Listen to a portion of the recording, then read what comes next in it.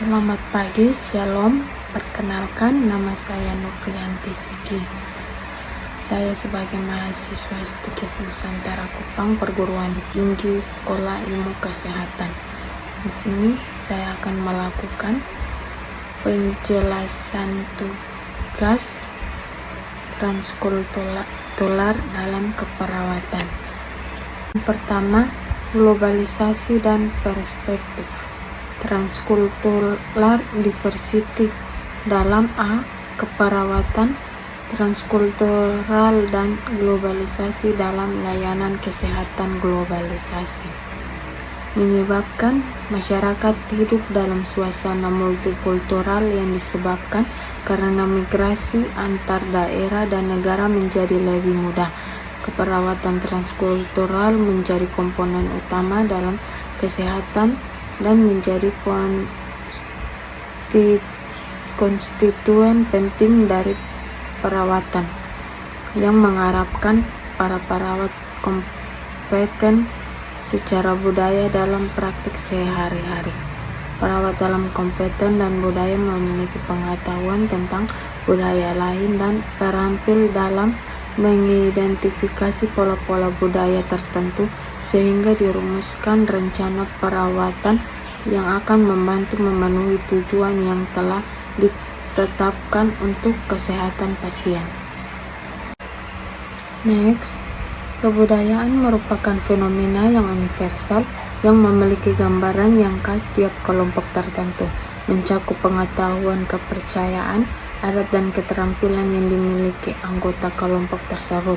Pada era globalisasi, kemajuan teknologi, transportasi, telekomunikasi, dan informasi telah semakin menghubungkan dunia dalam berbagai aspek kehidupan, dan dengan sangat cepat dan kuat masuk ke seluruh bangsa-bangsa di dunia. Dan berbagai kemajuan tersebut, mobilitas penduduk dunia semakin meningkat, dan informasi tentang berbagai hal di dunia dengan cepat mengglobal. Asuhan keperawatan yang komprehensif secara budaya mengacu pada tindakan dan keputusan kognitif yang diatur agar sesuai dengan gaya hidup, kepercayaan, dan nilai budaya seseorang, kelompok, keluarga, komunitas, atau institusi untuk memperoleh asuhan kesehatan yang berarti menguntungkan dan memuaskan. Tindakan dan keputusan yang diambil terdiri dari: yang pertama, mempertahankan asuhan budaya atau kultur preservation dan maintenance mengacu pada tindakan dan keputusan profesional yang dapat membantu pasien meningkatkan dan mempertahankan status kesehatannya. Mempertahankan budaya di lingkungan bila budaya pasien tidak bertentangan dengan kesehatan. Yang kedua, akomodasi dan negosiasi. Asuhan budaya atau kultur accommodation atau negotiation mengacu pada tindakan dan keputusan profesional yang akan membantu seseorang dengan budaya tertentu beradaptasi untuk dapat memperoleh hasil akhir kesehatan yang menguntungkan dan memuaskan. Yang ketiga, restrukturisasi dan pemulaan kembali. Asuhan keperawatan dan kultur mengacu pada tindakan dan keputusan profesional yang dapat membantu pasien mengatur kembali, mengubah atau memodifikasi gaya hidup mereka ke arah pola asuhan kesehatan yang baru, berbeda, dan lebih menguntungkan. B. Konsep dan prinsip dalam keperawatan transkultural. Yang pertama, nilai budaya adalah keinginan individu atau tindakan yang lebih diinginkan atau sesuatu tindakan yang dipertahankan pada suatu waktu tertentu dalam dan melandasi tindakan dan keputusan. Yang kedua, perbedaan budaya dalam asuhan keperawatan merupakan bentuk yang optimal mengacu pada kemungkinan variasi pendekatan keperawatan yang dibutuhkan untuk memberikan asuhan budaya yang menghargai nilai individu, kepercayaan, dan tindakan termaksud kepekaan terhadap lingkungan dari individu yang dating dan individu yang mungkin atau akan kembali lagi. C. Diversity dalam masyarakat, keragaman suku, agama, budaya, bahasa di Indonesia menjadi suatu hal yang tidak dimiliki oleh negara lain. Menurut beberapa ahli, bahwa keragaman itu dapat memberikan pengaruh positif, namun ada juga yang melihat bahwa keragaman tersebut ada pengaruh negatif. Yang pertama, pengaruh positif, bidang politik dapat menimbulkan integrasi nasional yang berdirikan Bhinneka Tunggal Ika. Yang kedua, bidang ekonomi dapat menjadi aset nasional yang mendatangkan devisa negara yang besar dan sekaligus dapat meningkatkan kesejahteraan rakyat. Bidang sosial dalam menjadi sarana untuk mewujudkan pergaulan antara kelompok sosialis dan suku bangsa melalui pertukaran pelajar. Bidang pariwisata menimbulkan daya tarik bagi wisatawan mancanegara. Next, bidang budaya dapat memperkaya khasana kebudayaan bangsa. Bidang inovasi dapat menjadi sumber motivasi dan inspirasi bagi masing-masing daerah atau suku bangsa untuk lebih memajukan daerahnya. Yang kedua, pengaruh negatif, konflik bersifat ideologis, tipe konflik sosial yang berlatar belakang pembagian sistem nilai yang dianut dan dijadikan ideologi dari berbagai kesatuan sosial. B. Konflik bersifat politis, tipe konflik sosial yang berlatar belakang pembagian status, kekuasaan, dan sumber-sumber ekonomi yang terbatas adanya dalam masyarakat. D. Alternatif pemecahan masalah yang timbul dalam masyarakat multikultural. Yang pertama, integrasi sosial dan masyarakat multikultural. Pengertian integrasi sosial menurut Abdul Syabu, integrasi sosial adalah menghubungkan individu dengan individu yang lain sehingga terbentuk menjadi masyarakat. Menurut Vestiger, integrasi sosial terjadi apabila keseluruhan anggota dalam suatu kelompok berkemauan untuk tetap dalam kelompoknya seolah-olah satu sama lain saling terkait. Menurut Soerjo Soekanto, integrasi atau penggabungan adalah pengandalian terhadap konflik dan penyimpangan dalam suatu sistem sosial, membuat suatu keseluruhan dan unsur-unsur tertentu.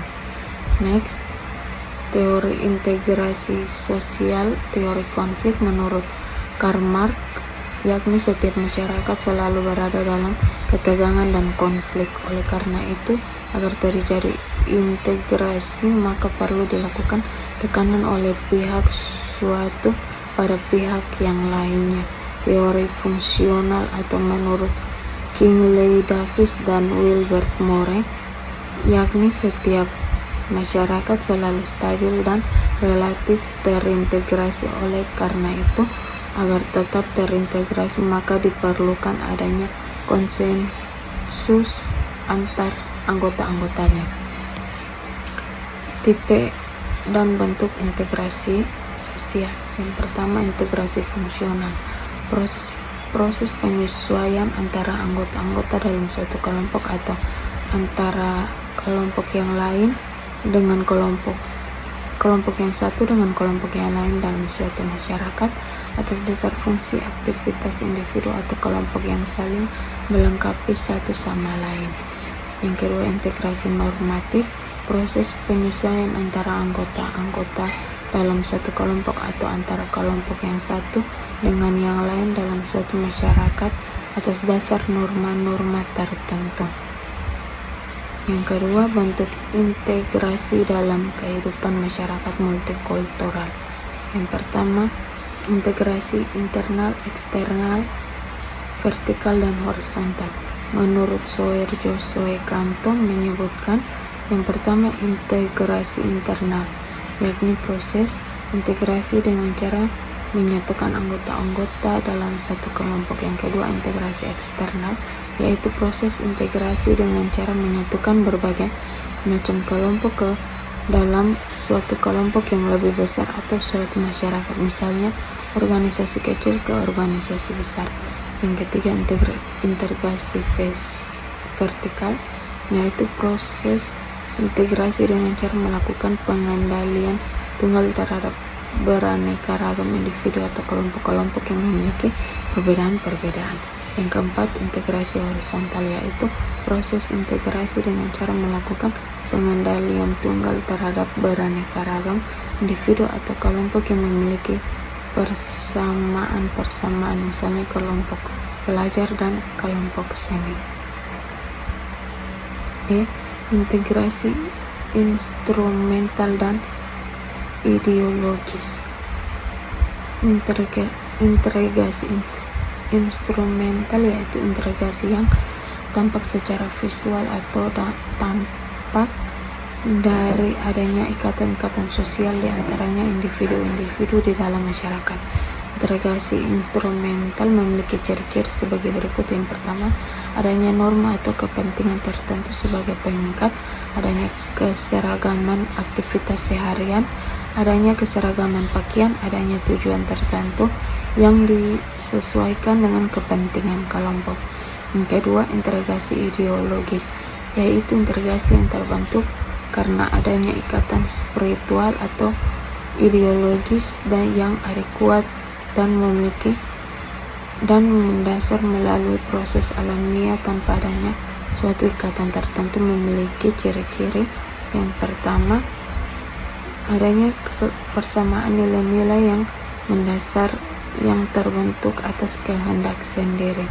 Yang kedua, adanya persamaan persepsi, adanya persamaan orientasi kerja di antara anggota-anggotanya, adanya tujuan yang sama. Integrasi aspek fisik, psikis, hubungan sosial, dan proses. Yang pertama, aspek fisik dilihat dari aspek fisik atau adanya integrasi sosial bisa berbentuk organisasi atau penguyuban. Yang kedua, aspek psikis ditandai dengan adanya kesadaran diri dari setiap orang yang menyatukan diri dalam suatu wadah tertentu sehingga mereka menjadi bagian yang utuh, merasa memiliki dan mempunyai tanggung jawab dalam kehidupan bersama. Yang ketiga, aspek hubungan sosial. Integrasi sosial bukan hanya ditandai dari intensitas atau khusus dalam berkomunikasi, tetapi intensitas dalam bekerja sama dan bergotong royong untuk memecahkan masalah-masalah guna memenuhi kebutuhan bersama. Yang keempat, aspek proses. Integrasi sosial tidak dapat terjadi seketika, tetapi melalui proses panjang dan rumit karena membutuhkan waktu dan prosedur tertentu. Tahap-tahap integrasi sosial. Yang pertama, tahap akomodasi, yakni cara penyesuaian untuk mengatasi konflik. Tujuan akomodasi yakni yang pertama mengurangi pertentangan yang terjadi antar individu atau kelompok. Yang kedua, mencegah meledaknya suatu pertentangan untuk sementara waktu, misalnya penundaan kenaikan bahan bakar minyak. Yang ketiga, mencari kemungkinan kerjasama antara individu atau kelompok yang terikat. Yang keempat, mengusaha peleburan antar kelompok yang terpisah. Yang kedua, tahap kerjasama, yakni usaha dari dua orang atau lebih atau kelompok dengan kelompok yang lain dalam rangka untuk mencapai tujuan bersama. Kerjasama disebabkan oleh yang pertama, adanya kepentingan minat dan perhatian sama. B. Adanya kewajiban institusional atau mempunyai hak dan kewajiban yang sama di antara anggota. C. Adanya motif-motif untuk menolong orang lain. D. Keinginan untuk mencapai nilai atau hasil yang lebih besar. E. Adanya musuh bersama. Yang ketiga, dilihat dari sifatnya. Kerjasama dibedakan menjadi yang A. Kerjasama primer, yakni kerjasama pokok, misalnya koperasi untuk mensejahterakan anggotanya. B. Kerjasama sekunder, yakni kerjasama luar pokok, misalnya koperasi untuk kepentingan keuntungan. Yang keempat, dilihat jenisnya. Kerjasama dibedakan menjadi A. Kerukunan, B.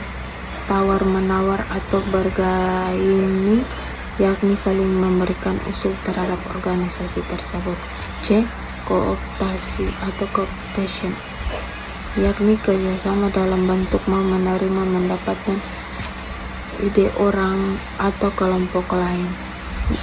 D. Koalisi, yakni kerjasama. E. Patungan, yakni cenderung ke modal.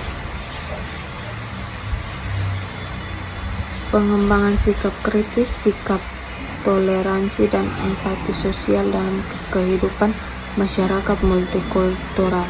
Yang pertama, sikap kritis, yakni perbuatan yang didasarkan pada pendirian atau pendapat atau keyakinan bersifat selalu berusaha menemukan kesalahan atau kekeliruan atau tajam dengan pengalisan.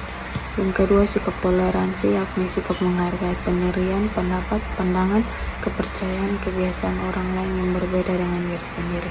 Yang ketiga, sikap empati, yakni keadaan mental yang membuat seseorang merasa atau mengidentifikasi dirinya dengan pihak lain atau kelompok. Baik, penjelasan materi saya cukup sampai di sini. Sekian dan terima kasih.